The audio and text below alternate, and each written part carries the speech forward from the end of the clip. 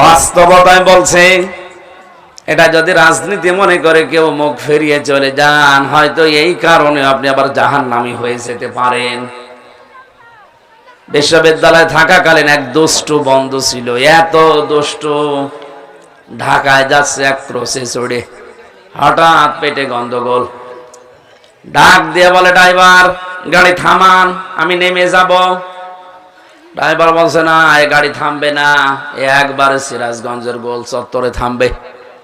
তোমার যদি বেশি অসুবিধা হয় তো পেছনে বসে বসে আল্লাহ আল্লাহ করো। অবশ্য পেটে আমার গন্ডগোলে কি আল্লাহ আল্লাহ থামে? ওই যে সিটের পেছনে যে পলিথিন থাকে ওইটা দুইটা নিয়েছে, একেবারে পেছনের সিটে সে কেউ দেখে নেই, ওই কাজ করিস। চিন্তা করছে এখানে রেখে যদি নেমে যে আমার বদনাম হবে।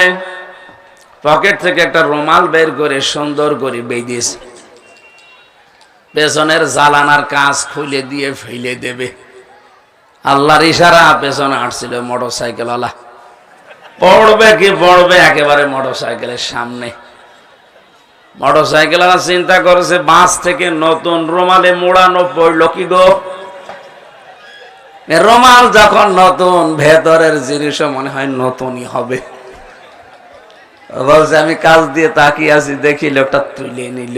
ও বাড়ি যেয়ে টের পাবে যে কোন নতুন জিনিস। এখানে আমারে বলছিল দুষ্টুমি করে, যে দৃশ্য দেখলাম এদেশে আমার পায়খানা পর্যন্ত নিরাপদে নেই।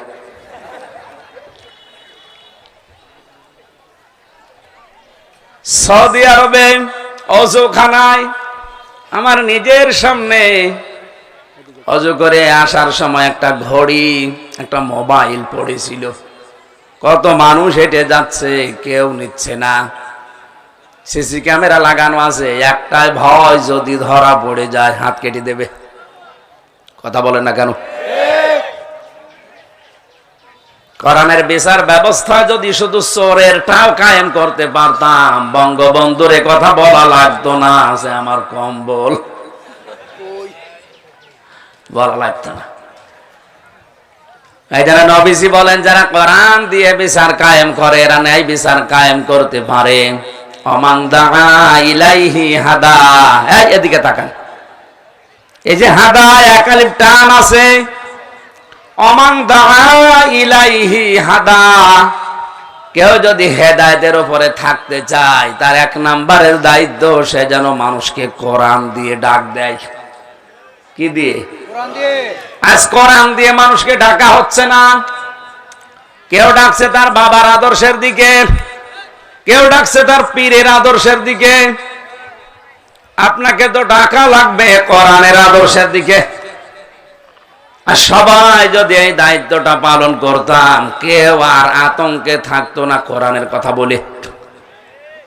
যে কয়জনই বলে তারা 24 ঘন্টায় আতঙ্কে থাকে, না জানি কখন নিয়ে লাল দালানে ভরে রাখে।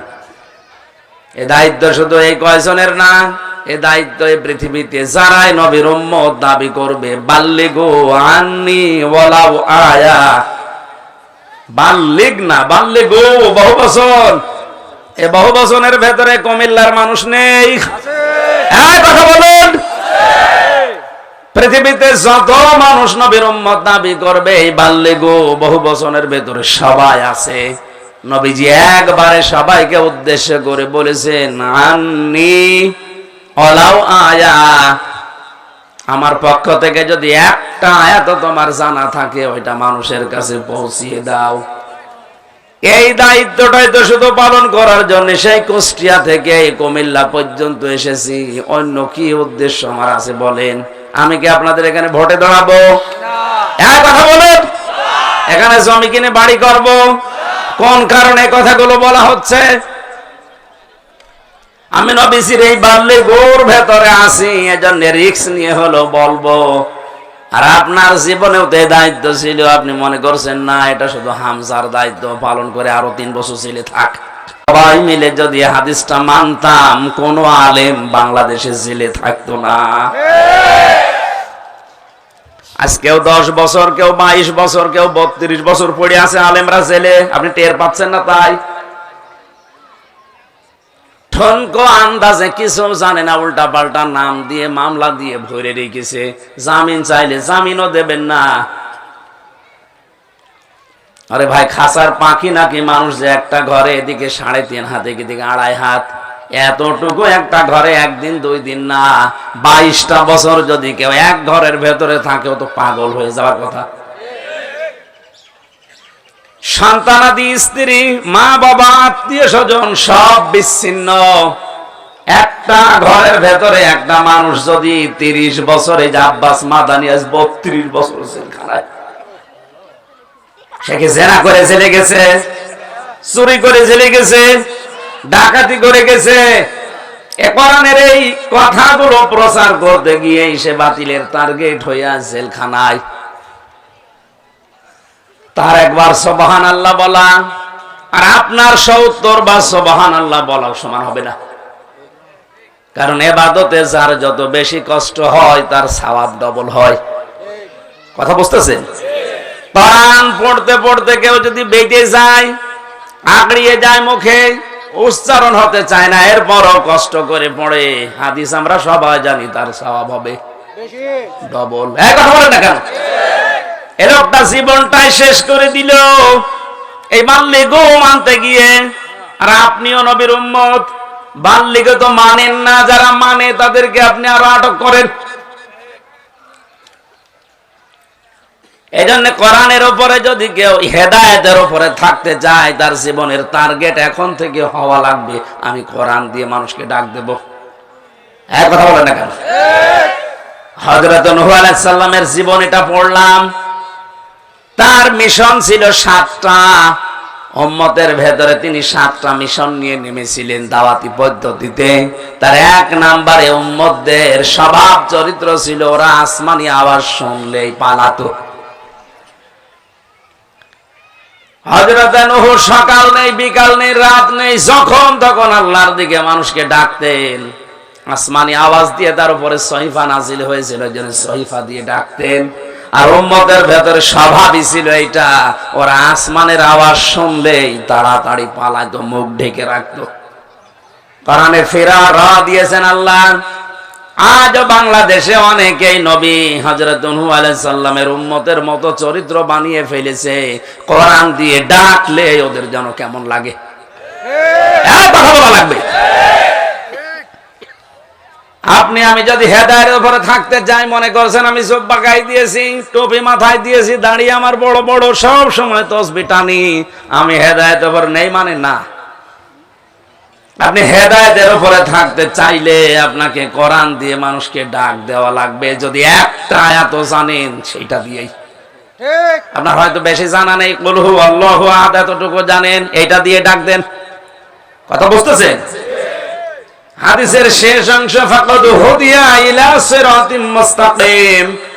নবীজি বলেন, কেউ যদি কোরআনের ডাকে সত্যি সাড়া দিতে পারে, মহান আল্লাহ তাকে সিরাতে মুস্তাকিম নসিব করে দেবে।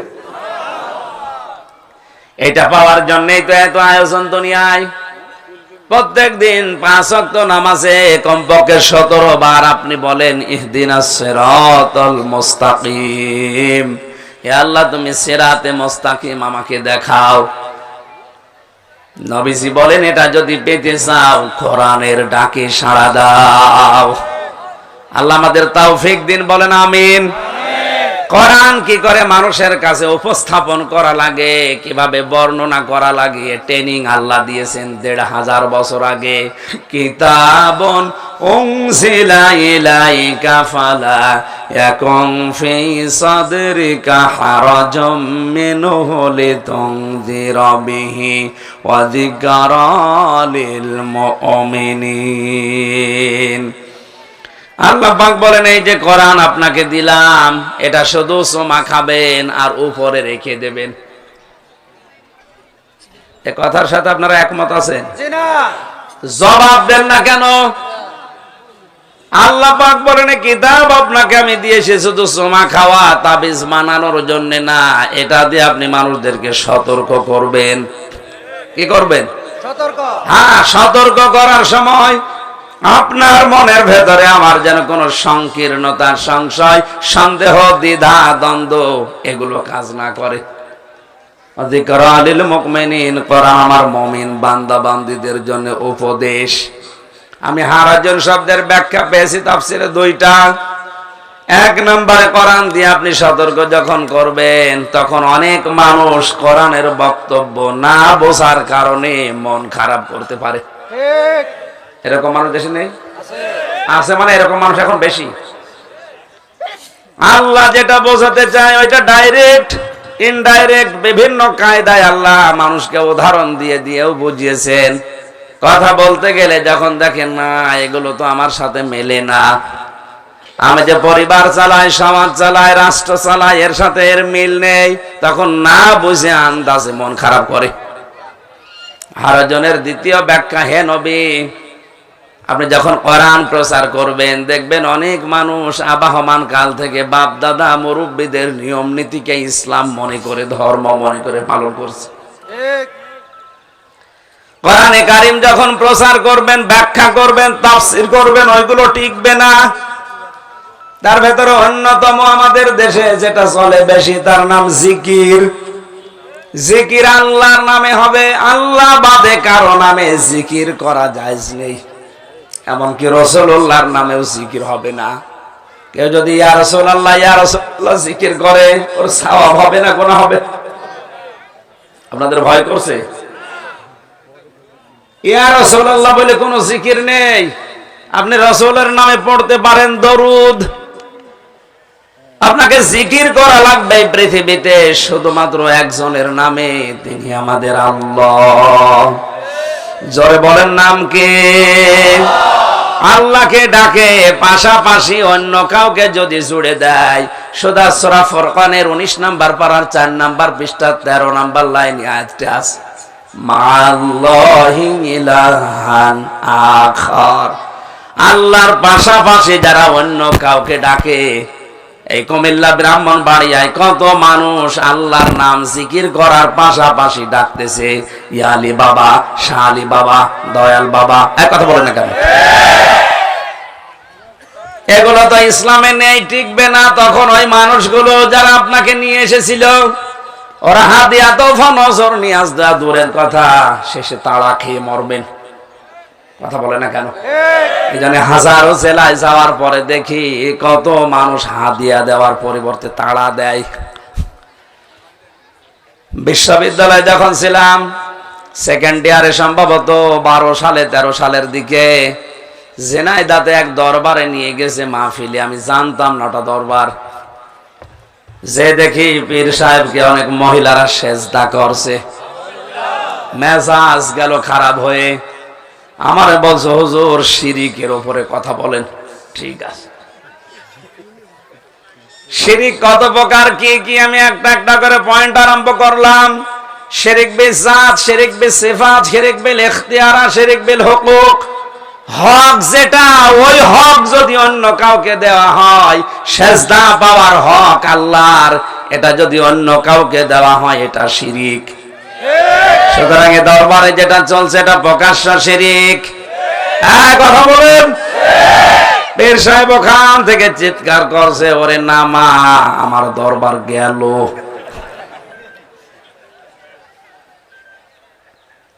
হাদিয়া তোফা তো দূরের কথা, ওই দিন আমি তাড়া খেয়ে বাঁচি না।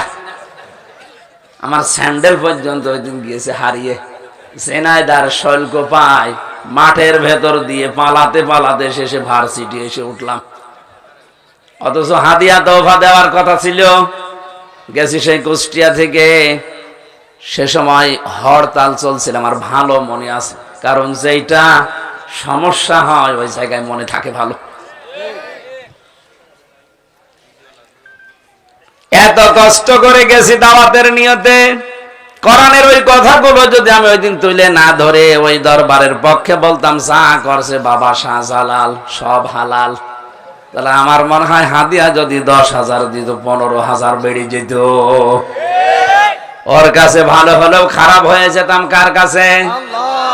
এই কথা বলেন। এই জন্য কোরআন প্রচার করতে গিয়ে এই দুইটা বিষয় আপনাকে মনে রাখতে হবে। এক নম্বরে, হে নবী আপনি কোরআনে কারীম যখন প্রচার করবেন, আপনার মনে যেন কোনো সন্দেহ, ভয়, ভীতি, দ্বিধা, দ্বন্দ্ব কাজ না করে। আপনি আকাশের দিকে, আল্লাহর দিকে তাকিয়ে আপনি শুরু করবেন, কুলিল হাক্কু মির রাব্বিকুম ফামান শাআ ফালইউমিন ওয়া মান শাআ ফালইয়াকফুর। হক কথা বলেন, যার ইচ্ছা হয় সে কবুল করুক, যার ইচ্ছা হয় সে নাফরমানি করুক। ইন্না আতাদনা লিয-যালিমিনা নারা, জালেমদের জন্য আমি আল্লাহ আগুন তৈরি করে রেখেছি। জোরে বলেন নাউজুবিল্লাহ। আমার জীবনের আর কিছু নেই।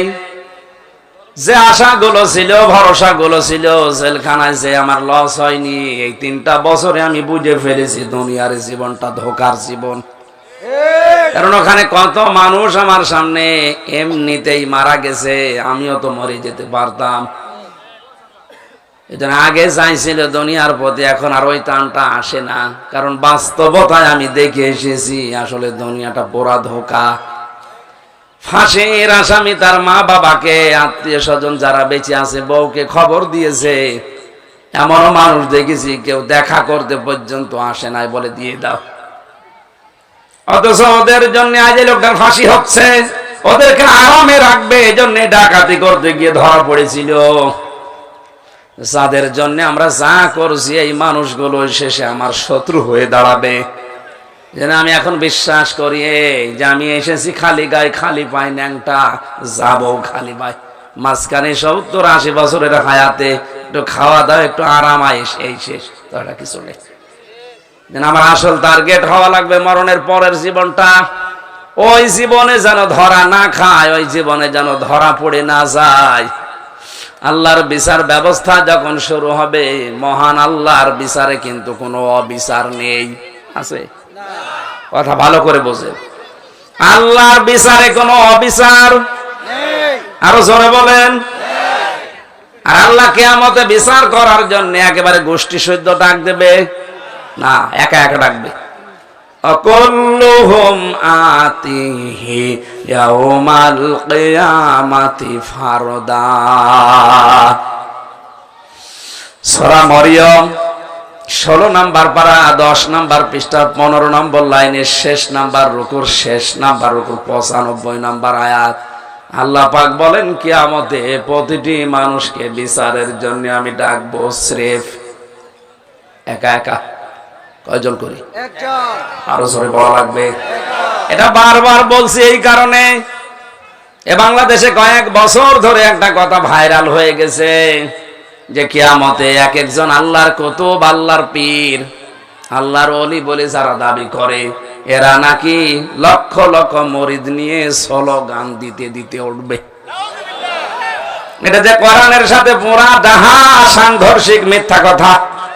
কিয়ামতে আপনি উঠবেন স্রেফ একা। এই ভরসা দিয়ে অনেকে তার ঈমানটা নষ্ট করে ফেলছে। না, অসুবিধা নেই, কিয়ামতে যখন উঠবো আমি তো আর একা উঠবো না, আমার পীর সাহেব থাকবে, লক্ষ লক্ষ মুরিদ ভাইরা থাকবে, স্লোগান দিতে দিতে উঠবো। ওই ভরসায় থেকে কোনো লাভ নেই, ওটা মিথ্যা কথা, ওটা বাটপারি। আপনাকে ওঠা লাগবে একা একা। আল্লাহর সামনে আপনি স্রেফ একা দাঁড়াবেন। ও কুমিল্লাবাসী, আমার তো মাঝে মাঝে একা থাকলে মনে হয়, মাবুদ তুমি যদি বলো হামজা 2024 সালের জানুয়ারির 31 তারিখ পর্যন্ত তোরে মাফ করে দিলাম, শুধু ফেব্রুয়ারির 1 থেকে এই 24 তারিখ পর্যন্ত হিসাব দিয়ে জান্নাতে চলে যা। আমার 24 দিনও না, 24 ঘন্টার হিসাব দেওয়াও সম্ভব না। ঠিক? আপনারা পারবেন না? আপনারা পারবেন।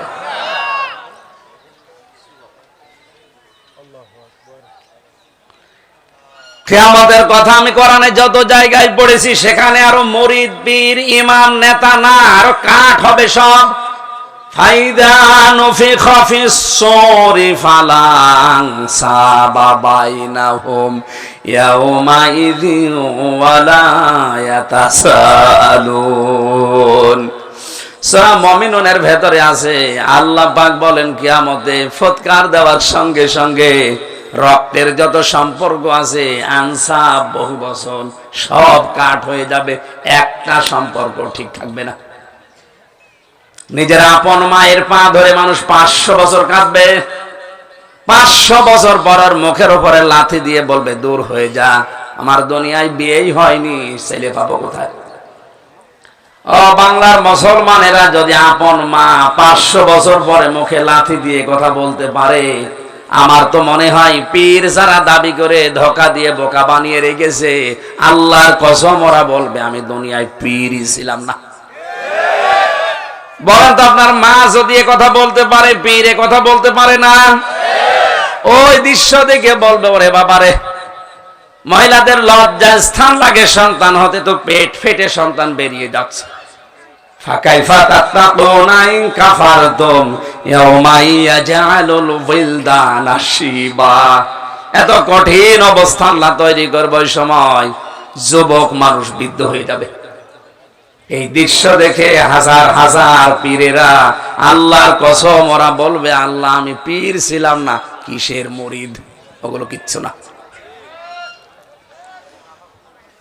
তাফসীরের ভাষা থেকে বলছে ইবনে কাসির, আল্লাহর বিচার ব্যবস্থায় কোনো অবিচার নাই। জবান খোলেন, আরো জোরে বলেন। আল্লাহ যদি ন্যায় বিচার করে কেউ বাঁচতে পারবে না, প্রত্যেকেই ধরা খাবে।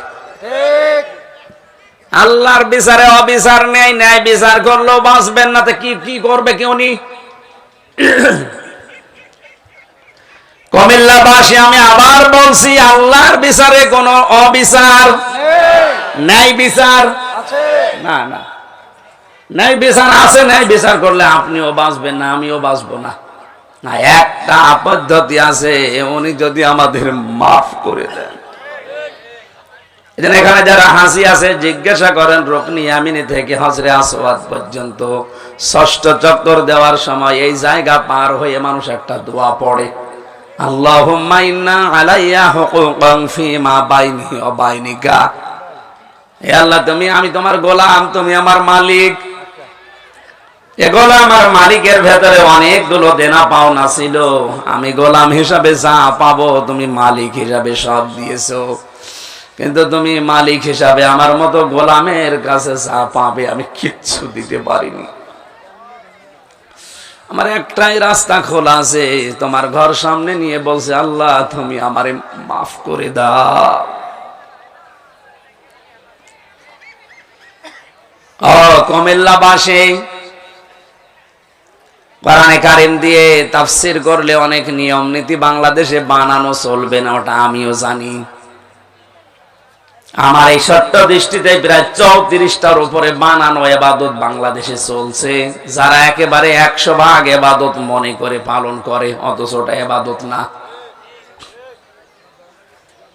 হে নবী, আপনি কোরআন প্রচার করতে গিয়ে জন্য আপনি ভয় পাবেন না, দ্বিধাদ্বন্দ্বে ভুগবেন না, সঠিক কথাগুলো আল্লাহর কথা 100 ভাগ সত্য এই মনে করে প্রচার করবেন, বাকি যা আছে ওটা আমি আল্লাহ দেখছি।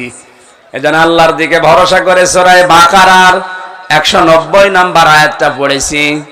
আজকের আলোচনার বিষয়, এই পৃথিবীতে যত মানুষ আছে আল্লাহ 7 প্রকার মানুষকে সব চাইতে বেশি ঘৃণা করেন, অপছন্দ করেন। এখানে যারা আছে এবার মিলাবেন আপনি ওই 7 প্রকারের ভেতরে আছেন কিনা। ওই 7 শ্রেণীর ভেতরে যদি এক শ্রেণীতেও আপনি পড়ে যান, বিশ্বাস করবেন আপনি আল্লাহর কাছে ঘৃণিত। আল্লাহ পাক যদি কাউকে ঘৃণা করে ওর কপাল মন্দ, কথা বলেন ঠিক কিনা? কোরআনে কারিমে আল্লাহ জানিয়েছেন কাতিলু ফি সাবিলিল্লাহিল্লাযীনা ইউকাতিলুনাকুম ওয়া লা তা'তাদু ইন্নাল্লাহা লা ইউহিব্বুল মু'তাদিন। আল্লাহ পাক বলেন তোমরা লড়াই করো, সংগ্রাম চালাও, ফি সাবিলিল্লাহি, আল্লাহর পথে। এখানে শিক্ষা কি? এই দুনিয়াতে যারা আল্লাহকে বিশ্বাস করে তাদের জীবনের প্রথম কথা এইটা, আল্লাযীনা আমানু ইউকাতিলুনা ফি সাবিলিল্লাহ। যারা ঈমান এনেছে তারা লড়াই করবে কার রাস্তায়? আল্লাহ। রাস্তা কিন্তু দুইটা, লড়াইও দুইটা। আল্লাযীনা কাফারু ইউকাতিলুনা ফি সাবিলিত তাগুত, যে মানুষগুলো কাফের তারাও লড়াই করবে, তারাও সংগ্রাম করবে, তারাও আন্দোলন করবে, কিন্তু রাস্তাটা হবে তাগুতের। এই তো ভাগ হয়ে গেল আয়াত দিয়ে সূরা নিসার 75-76 নম্বর আয়াত। ইমানদারের প্রথম কাজ তারা লড়াই করবে আল্লাহর রাস্তায়, আর বেঈমানের প্রথম কাজ তারা লড়াই করবে শয়তানের রাস্তায়। আল্লাহ পাক বলেন ইকাতিলুনাকুম, হ্যাঁ তারা যদি তোমাদের উপরে হত্যা করে তোমাদেরকে, তোমরাও তাদেরকে হত্যা করবা। এই যে সীমা লঙ্ঘন যেন মানুষ না করে, এই জায়গায় এসে ওই জন্য আল্লাহ পরের শব্দে দিয়েছেন ওয়ালা তাহতাদু, সাবধান, বর্ডার ক্রস করবা না, সীমা লঙ্ঘন করবা না। এমনকি জিহাদের ময়দানে যেখানে মানুষ কোপানো হয়, মেরে ফেলা হয়, ওই রকম জায়গায় যেও সীমা লঙ্ঘন করা যাবে না। বাংলাদেশে কতগুলো বর্ডার আছে, সীমানা আছে ভারতে যাওয়ার জন্য, কথা বলেন না কেন? আমার আল্লাহ এই পৃথিবীতে মুসলমানদের জন্যও কিছু সীমানা দিয়েছেন, বর্ডার দিয়েছেন।